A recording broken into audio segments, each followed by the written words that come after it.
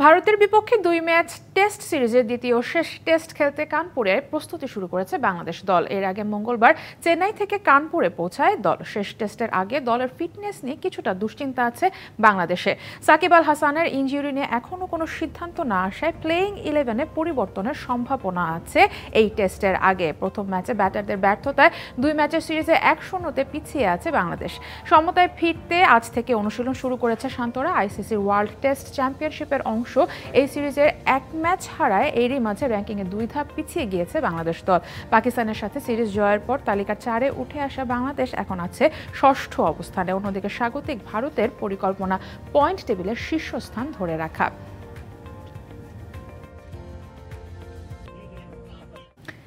এ বিষয়ে আরো জানাতে কানপুরের গ্রিন পার্ক স্টেডিয়াম থেকে এই মুহূর্তে যুক্ত হচ্ছেন সহকর্মী মামুনুর রশিদ। যুক্ত হব তার সাথে। মামুন, কানপুরে নতুন একটা দিন, নতুনভাবে নিজেদের প্রস্তুতি শুরু করেছে বাংলাদেশ দল, সবশেষ অবস্থা জানাবেন।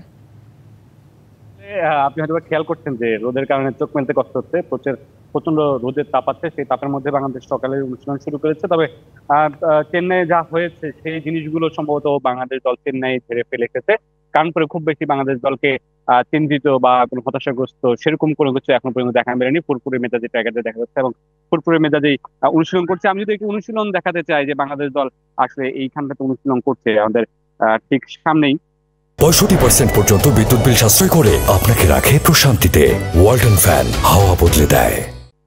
এই মুহূর্তে বাংলাদেশ দল কিন্তু অনুশীলনে একটু অভিনবত্ব এনেছেন। বাংলাদেশ দলে এই উইকেটটা যেহেতু একটু স্পিনিং উইকেট, আমরা আগে থেকে বলছি একটু কালো মাটির উইকেটে খেলা হতে পারে, তো সেই জায়গায় এখানে স্পিনারদের মোকাবেলা করতে যা যা করণীয় বাংলাদেশ দল কিন্তু সেই কাজগুলো করছে এবং নেট অনুশীলনে কিন্তু বেশ কিছু স্পিনারদেরকে বাংলাদেশ দল উড়িয়ে এনেছে। আমরা একজন স্পিনারকে দেখতে পাচ্ছি, চায়নাম্যান স্পিনার, তাকেও কিন্তু বাংলাদেশ দল আজকে নেটে অনুশীলন করাচ্ছে। বাংলাদেশের ব্যাটসম্যানদেরকে শান্ত, লিটন, জাকিরদেরকে মোকাবেলা করানোর জন্য তাকে কিন্তু আসলে আজকে উড়িয়ে আনা হয়েছে এবং স্পিনারদেরকে, লোকাল স্পিনারদেরকে এখান থেকে ব্যবহার করা হচ্ছে। তো সেই জায়গায় মোটামুটি একটা স্পিনিং উইকেট হতে যাচ্ছে। বাংলাদেশ সেই মোতাবেক প্রস্তুতি নিচ্ছে এবং বাংলাদেশ দলের যেটা বললেন সাকিবের ইঞ্জুরির কথা, সাকিবের ইঞ্জুরিতে আমরা গতকাল আজকে দেখেছি সাকিবের হাতের আঙ্গুলের যে ইঞ্জুরির কথা বলা হচ্ছিল, সে আঙ্গুলে একদম ক্লোজ করে ক্যামেরা ফুটেজে দেখার চেষ্টা করেছে। সেখানে এখন পর্যন্ত ফোলা আমার চোখে পড়েনি। সেই সময়টাতে ক্যামেরা যখন ক্লোজ করেছি তখন কোনো ব্যান্ডেজ বা ফোলা চোখে পড়েনি। তো সাকিব মোটামুটি ফ্রি। আজকে সকালে কিন্তু সাকিব এখানে রানিং করেছেন, নিজের মতো রানিং করে